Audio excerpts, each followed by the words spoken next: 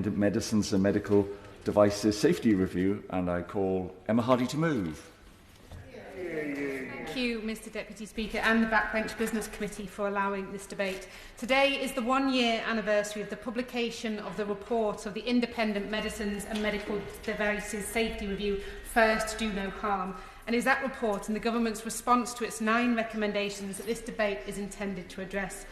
And I would like to take this opportunity to thank Baroness Cumberledge, who chaired the review, and her dedicated team, and I'm delighted that she is able to be here to listen to the debate. The publication of this report gave hope to so many women who had felt ignored and belittled for years. Since the report was published, Baroness Cumberledge has continued to campaign in the other place for the thousands and thousands of women impacted, and I'm proud to be supporting her. And I must also quickly pay tribute to those women who were personally affected by the medical interventions under investigation and their bravery in sharing their stories. In the words of the report, they told their stories with dignity and eloquence, but also with sadness and anger to highlight common and compelling themes. Very quickly, the review examined the hormone pregnancy test Primodos, which are thought to be associated with birth defects and miscarriages, sodium valproate, an effective anti-epileptic drug which caused physical malformations, autism and developmental delay, and pelvic mesh implants, which have been linked to crippling, life-changing complications. And the report had a damning conclusion, which quoted and said, "The system is not safe enough for those taking medications in pregnancy or being treated using new devices and techniques. Patients..." Yep. Thank the Honourable Lady for securing this debate. I am here today, I don't intend to speak, because a constituent has written to me and she has suffered horribly, appalling damage as a result of these procedures. So I just want to thank the Honourable Lady sincerely for bringing this to the floor of the House and allowing us all to be educated, well, those of us who need educating, like myself.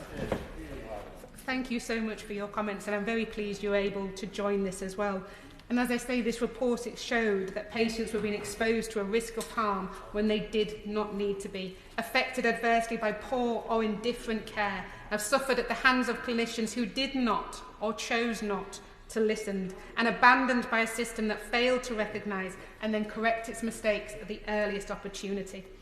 This systematic silencing of women's voices, the indifference to their stories and the outright denial of their pain and suffering was a central theme in the finding of the report, and it is one that has been repeated time and time again when it comes to women's health, and enough is enough. Today's motion calls on the Government to implement all 9 of the recommendations in this report, and I hope members across the House can support that.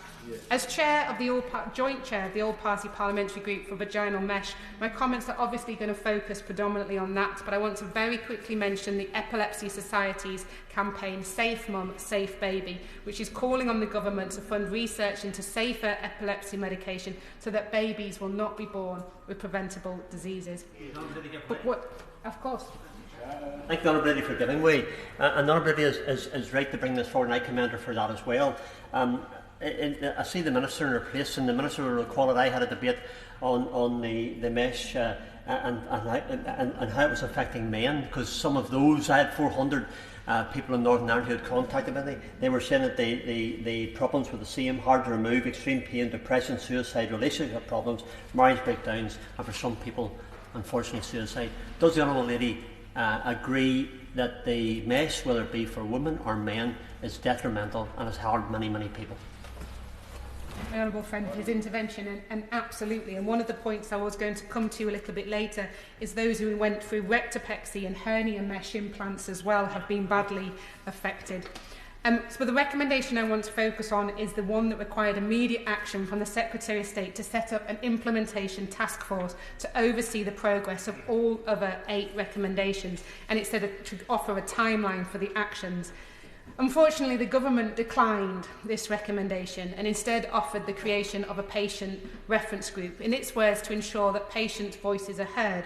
But with respect, patients' voices have been heard. In the Cumberledge report, we already know that women are not listened to in the healthcare system. We need action to change it rather than another review kicking the can down the road. So I would be interested in hearing from the Minister how the Government intends to ensure women's voices are placed at the centre of their treatment when the patient reference group publishes its report. Yeah. Thank the Honourable Lady for giving way, and again, as others have said, for securing this vital debate.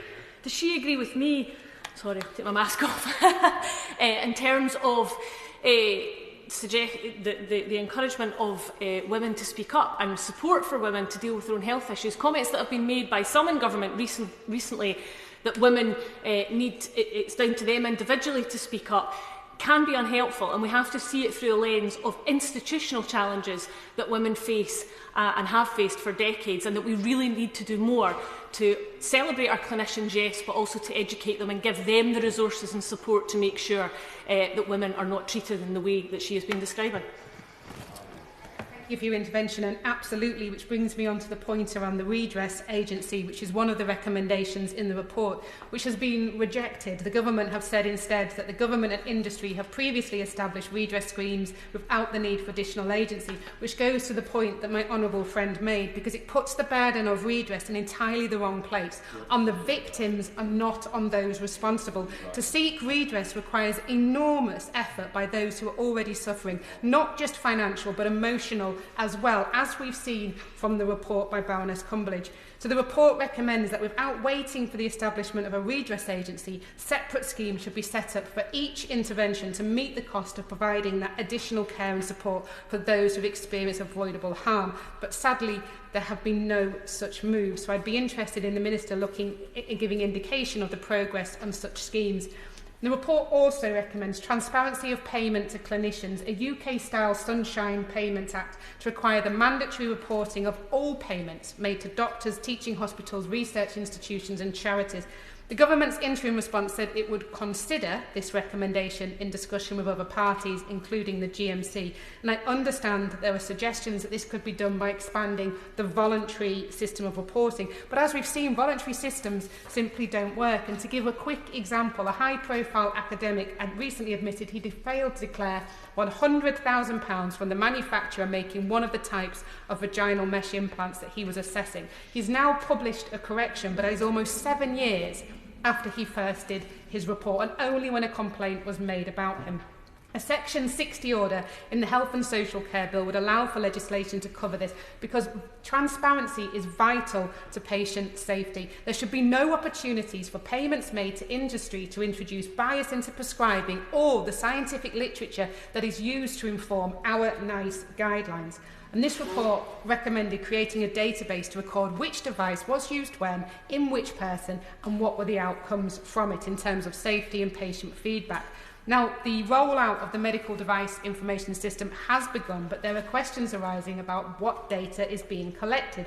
And this is really important. And again, to give an indication, a woman called Kath, extremely fit, very healthy, used to be interested in skydiving, had mesh implants, and afterwards was in such pain she was unable to move, get out of bed, completely changed her life forever. However, her procedure was recorded as a success because she no longer had incontinence, because that was the measure that they were looking for. So we need to be looking at all patient outcomes when we're recording that data in those data sets. And that brings me on to my next point, which is the current moratorium on using mesh as recommended in the report. In the case I've just outlined, there's no way Kath has said she would ever have had this procedure had she had any indication of the risk that was going to be harm to her. Never. I understand there's pressure from some of the surgeons out there to reintroduce mesh, but I do not believe that you can reintroduce mesh without fully informed consent. And you can only have fully informed consent if patients are fully aware of all of the risks. And you can only be fully aware of all of the risks if all of the data is collected and recorded accurately. And until that data is collected and recorded accurately, you cannot have informed consent, and we should not consider lifting the moratorium on the use of mesh implants. And a quick... Yes? I'm most grateful to the Honourable Lady, especially co-bringing this debate with myself. I'll be speaking later, Mr Deputy Speaker, but just on this very specific point. This is the pressure that we've been coming under. And does the Honourable Lady agree with me that what has changed from a clinical point of view in the last 18 months, I think she would agree nothing, and yet from the clinician pressure is, well, we want to stop the suspension, but nothing's actually happened. Doesn't that represent the pressure that we're under coming from the clinician side of this argument? I completely agree and thank my honourable friend for bringing this debate forward and championing it from the other side of the house over there. He's absolutely correct. We need to have all that evidence so people can give that informed consent. And finally, the report recommends establishing specialist centres to provide comprehensive treatment, care and advice. And they've already started to establish some of these care centres, which is good news. But there are concerns, again, around the data collection for patient outcomes after mesh removal. And not all women are having all of their mesh removed. Some of it is only a partial removal. And again, what are the questions being asked? What is the data being collected? I've put in numerous written parliamentary questions to the department on this, and I have not yet had a clear answer on exactly what data they're going to be collected.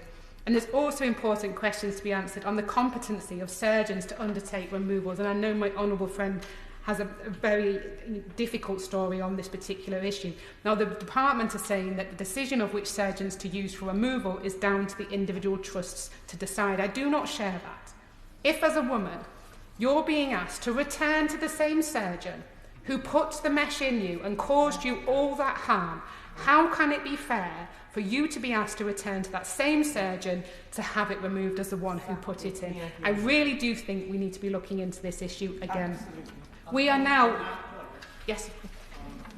It's even worse than she suggests, because in some cases these surgeons who have now been appointed as lead figures in these mesh centres are people who not only put the mesh in, but then persisted in denial that the mesh was the cause of any of the terrible problems that their victims had suffered.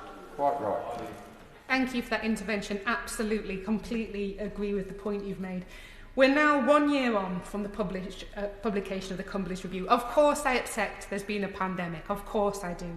But there's nothing to stop the government accepting the recommendations, and we would all quite realistically and understandably agree that the government can accept the recommendations but would have a delay implementing them because of the pandemic. That would be fine, but they have not.